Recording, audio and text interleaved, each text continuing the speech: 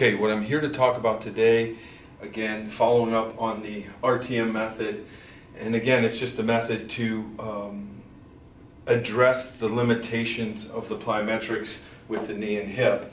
And now that you know the exercise, some of the things I would consider to do with this method is I would probably definitely feel that the squat or the French contrast method, when you basically do, let's say, 4 squats, maybe 4 hurdle hops, 4 RTMs, and 4 accelerated band jumps, where I would put it in, obviously, right here at the RTM would be the third exercise in that routine. I would do the heavy squats or the heavy single leg squats. Then I would jump to the hurdle hops with doing the normal plyometric methods or anything. Bigger guys, you may want to do box jumps so you don't land. And then I would put the RTMs. Sets and reps, I'd probably stick between always 3 and 5. Anything usually I found after something reactive like this, really 3, you start to slow down a bit.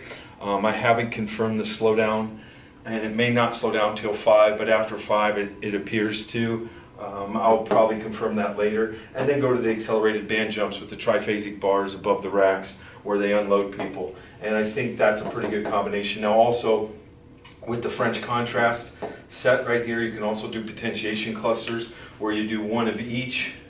Basically, you go 1 squat, you'll go 1 hurdle hop, you can go 1 RTM, 1 accelerated bands, and you'll do that 4 times through.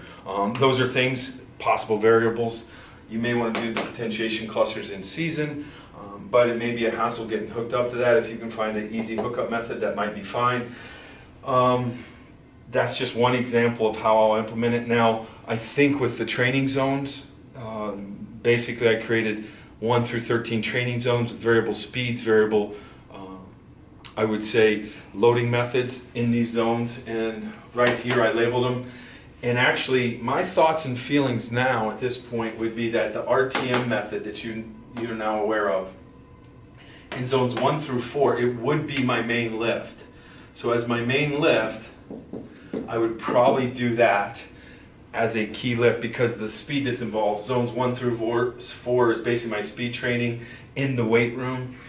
Then zones 5 and 6 are a combination of the power zone, which is true power zone 7 combination. On zone 5, I'd probably use the RTM as my main lift at the beginning of the week. If you're told or choose to train in zone 6, I would do it RTMs at the end of the week, and definitely probably increase the repetitions at the end of the week. Now you could do your main lifts in the beginning of the week, RTMs at the beginning or at the end of the week. When I say main lifts, I mean, you know, your lighter loaded squats. In this range, it would be between 70, I think between 75 and 55% with your main lift, and then your RTMs are done at high speeds, high velocity. Now, in the power phase, how I would implement it into my program would be do your main lift. I would probably contrast my main lift with the RTMs at a fairly decent decent load of band tension, and we're actually in the process of playing through the velocities at which you might want to train the RTM at.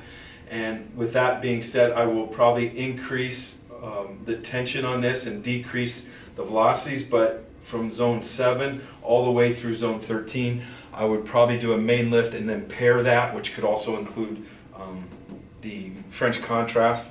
Now, I might even French contrast here in the speed zone. And when I say that, you would do the RTM as your main lift, do a hurdle hop, maybe some other type of plyometric or a lighter loaded RTM method, and then the accelerated bands. And this is just a possibility. It just depends on the setups in your weight room, how functional it is in your team setting. Now, here's the what we're going to talk about next here is this middle section in the next video, is that if you have a quad jumper, if you have a low back jumper, the variables that you can add into this, and we'll cover the quad jumper and the low back jumper.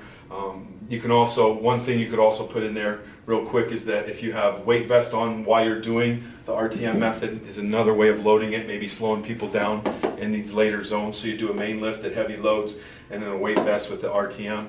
It's definitely the way that you can modify the lift. But here we're going to talk about various bone structures, limb lengths, whether you're a quad jumper or lower back jumper, and the modification you'd make with the RTM to adjust your athlete from those compensation patterns.